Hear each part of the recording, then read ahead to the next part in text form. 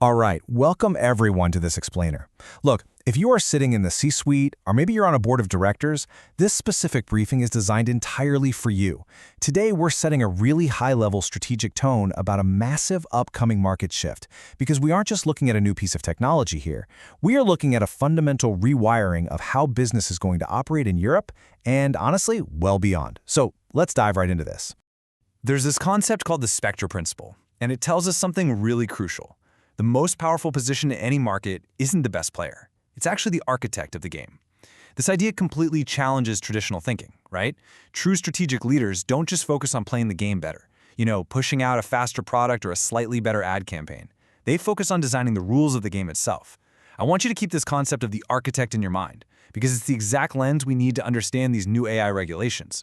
So here is our quick roadmap for today. First up, the architecture of new markets. Second, the EU AI Act's new rules. Third, understanding the strategic risk. Fourth, leadership's legal responsibility. And finally, we'll move from theory to practice. My goal here is to make sure we bridge all this abstract, systems-level thinking directly to the hard, legal compliance frameworks that you need to act on right now. Okay, Section 1, the architecture of new markets. As leaders, I'm asking you to kind of elevate your perspective here way above simple product-level competition. Because there is a fundamental difference in mindsets. Think about a traditional company builder. They compete inside an existing market structure. They just inherit the rules, the distribution channels, the payment rails, and they try to capture a slightly larger share of that existing pie by, building a slightly better product. But a market architect? They analyze the structural design of the market itself. How is trust established? How do assets actually move? Instead of just accepting the constraints, they look to redesign them to create really defensible moats. Every single market has an invisible architecture. It's kind of like an iceberg. Most founders only see the top layer, the surface products and services. But underneath all of that are behavioral habits, structural capital flows, and crucially, institutional regulations and norms. These new EU regulations act as a profound institutional constraint. They are fundamentally redefining value and trust in the market. If you don't understand this invisible layer, you're basically flying blind. Moving on to Section 2, the EU AI Act and its new rules. We're transitioning from the theory of market constraints to the very tangible reality of the new rules governing European markets, which obviously includes integration via the EEA for countries like Norway. The absolutely crucial point to grasp here is that the EU AI Act is a fundamental redesign of market architecture. It is not, and I can't stress this enough, it is not just an IT compliance hurdle. I really need to emphasize this to every executive tuning in.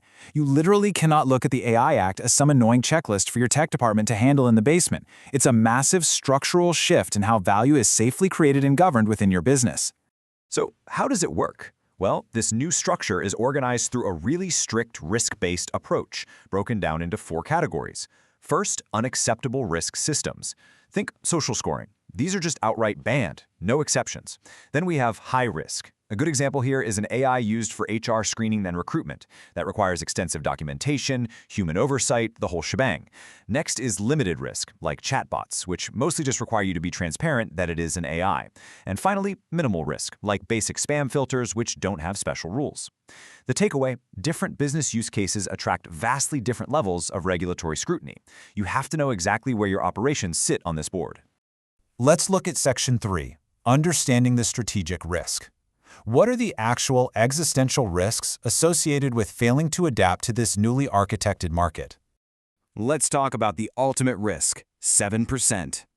Under the EU AI Act, the maximum penalty for severe violations can reach up to 7% of your global turnover or 35 million euros, whichever is higher.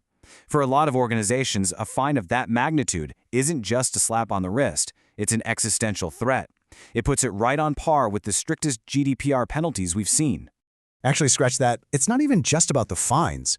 Consider the reputational damage. There's a really famous case where Amazon had to entirely scrap an AI recruiting tool because it systematically deprioritized female candidates. Why did that happen? Well, the AI was trained on historical data, and algorithms will simply scale historical biases if you leave them unchecked. Compliance and reputation are absolutely inextricably linked here, and frankly, the third risk is just as dangerous. If you ignore AI entirely because you're scared of compliance, your competitors, the ones who figure out how to use it safely, they are going to outpace you and take your market share for sure.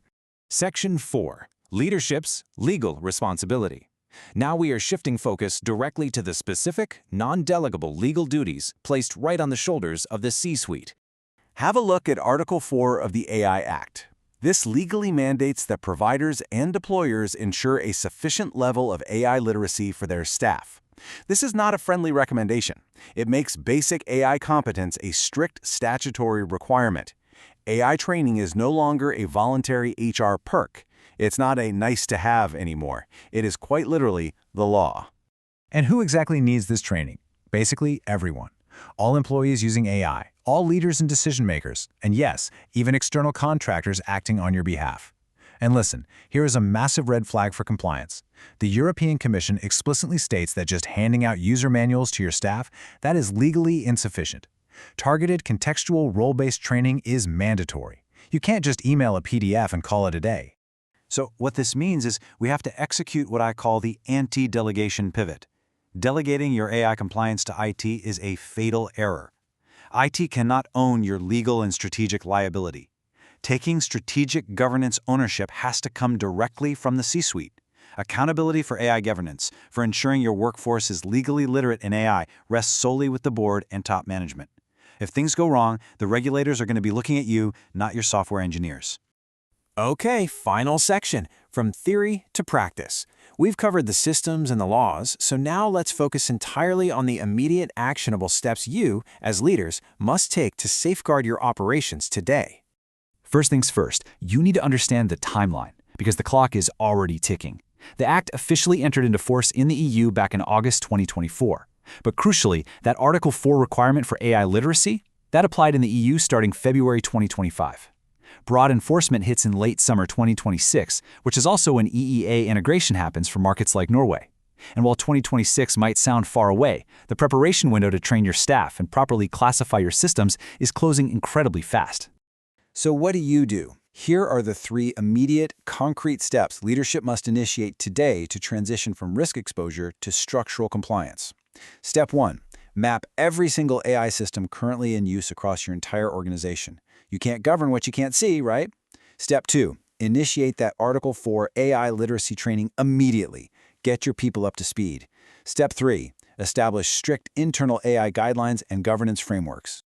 To give you a super practical example of what those internal guidelines should actually look like, your staff needs to know exactly what they can and absolutely cannot feed into tools like ChatGPT. Public data? Sure, that's free to share. Internal data requires careful evaluation and should only be used with approved, secure enterprise tools. But confidential or strictly confidential data, things like HR records, financial projections, or client strategies, never, under any circumstances, should that be fed into an external public AI tool. Your internal guidelines have to make this crystal clear to everyone. Which brings us to our final thought for today. The playing field has been completely redesigned. The invisible architecture of the market has fundamentally changed, shifting massive legal accountability directly onto the shoulders of leadership.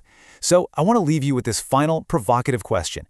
Is your organization actually built for the new market? Take a really hard look at your compliance, your training, and your strategic readiness.